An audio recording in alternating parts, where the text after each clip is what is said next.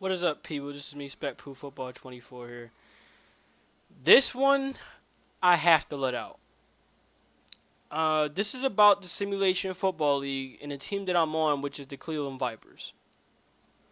Now, for people that have not been watching any SFL games or don't know about the SFL, do me a favor. Go to the SFL's YouTube channel or go to their Twitch channel and watch a team called the Cleveland Vipers. Look at what they're doing game in and game out. And you'll see exactly why in this video I'm going to be venting out a lot of anger. I'm not going to be yelling, I'm not going to be screaming, but in my words, I'm going to be venting out a lot of anger. See, this is what I'm not understanding here. Any owner and coach can see this clear as day. They know that a playbook in their offense is not working. So what is it you do? You change it up the next week and see if it works. The crazy thing about this is that this has been embedded truth right here. It's been obvious enough. I've been in constant arguments with the owner, Ronnie Nickens, since preseason. And when was that? Like last month? I believe it had been at least about last month when preseason came around for the Simulation Football League, and I've been constantly arguing with him for good reason. For one, and this is what I'm not understanding, this has been most stressed with me ever since the Eagles started messing this up in the regular season. It is the secondary. Why is the secondary amazingly terrible with the Cleveland Vipers, and they have made key offseason changes to try to strengthen the secondary? Why is it that they're still getting burned by non-star wideouts? And when they are star wideouts, it's just as worse. Obvious. What abilities did you put on those cornerbacks? In fact, don't even tell me, because I had to ask one of the owners to go for me and tell me what did they do. What did he do to this team? What did he put on there that's making them look so bad? Then it turns out, when I find out, the cornerbacks don't even have the coverage bonus ability. So what's really the purpose at the end of the day of putting those abilities on those players? What do you really gain out of them? That's my question. That's why I constantly go out there and I argue with him every day, almost every week. I stopped arguing with him now because I realize there's no point. The season's pretty much over. We lost 4 straight games. We're out the playoffs. We win 4 straight. That's 4-4. That's the equivalent of 8-8 in the regular season in the NFL. You're not going in the playoffs. So this makes me ask the question: what is it like? What are you going to do now? Come this offseason? What scheme are you going to change come this offseason? Because obvious enough, this scheme did not work.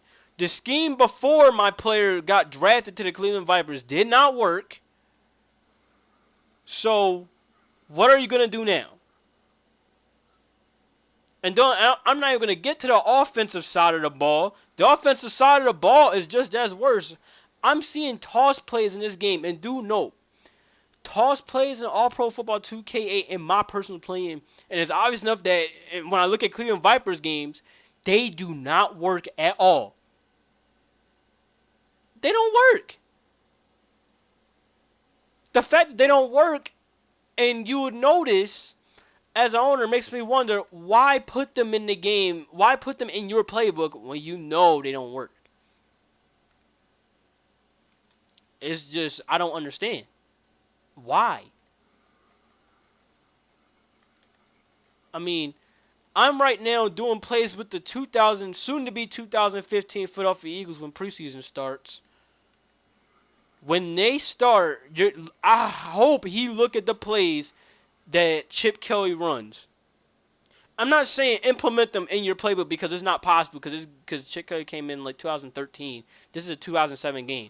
What I'm saying is this: Look at the plays they are running, and you see why they work so freaking well. Even in 2014, when LaShawn McCoy was regressing, even he had some good games here and there.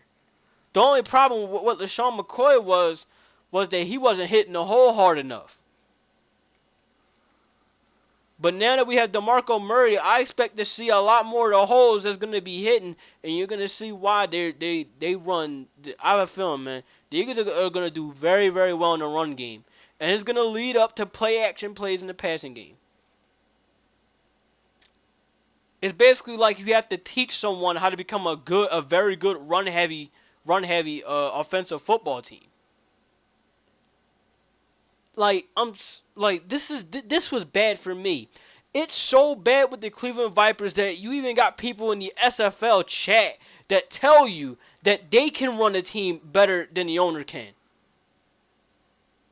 I can run a better team better than the owner can. A casual football fan can run a team better than the owner can with the way how terrible that the Cleveland Vipers have become. This had to be let out. Oh, and by the way, to make it even further with this, when this season is over, I want my player to be let go of the Cleveland Vipers, effective immediately. If that don't happen, I can go with it this way. Because I will not continue to support a team I will not continue to support an owner that don't want to get better. That's all I know. Can't do it. I want to win football games, not lose football games due to somebody else due to somebody like they don't want to do anything. They just want to sit there and just basically watch their team burn to the ground. If that's the case, then why are you an owner?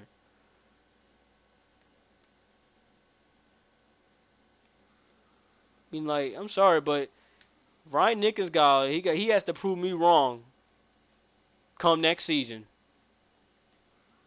in order to really make me regret having to want to lead the Cleveland Vipers team. Because right now I'm already thinking about next season. I'm not thinking about this season because this season's an utter failure.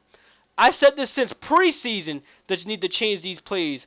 I said since preseason, why is the secondary doing so bad? Why is there no changes being made? But I guess we're week 4, week 5 into the regular season for the SFL, and nothing is still changing. When this season is over, I want to be gone, and I want to be going to a team owner that at least cares about not only their players' abilities but their playbook as well. The Cleveland Vipers we're not cutting it. Not cutting it at all. By the way, I'm going to say this for any other team right now. When I do get let go of the Cleveland Vipers, and if I don't, I will personally retire.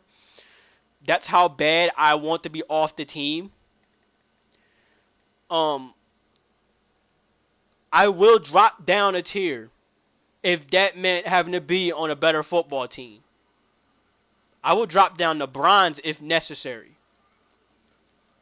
That's how bad I want to be let go of the Cleveland Vipers. I will catch you guys later. This had to be let out, and I'm happy that I finally got this out of my chest. Now I feel like I can finally move on. Toss plays don't work.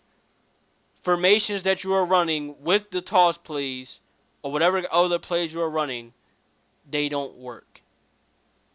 The defense is terrible, and it's a damn shame. One other thing, I forgot to let this out too. Why is it that you have a defensive lineman as a bronze star when any other SFL game I look at, there's no defensive lineman that's a star. There's non-star defensive linemen and they're still getting sacks. But what do I know, right?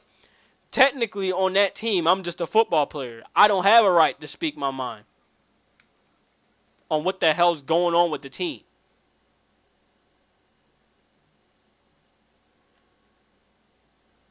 I'll catch you guys later. Peace.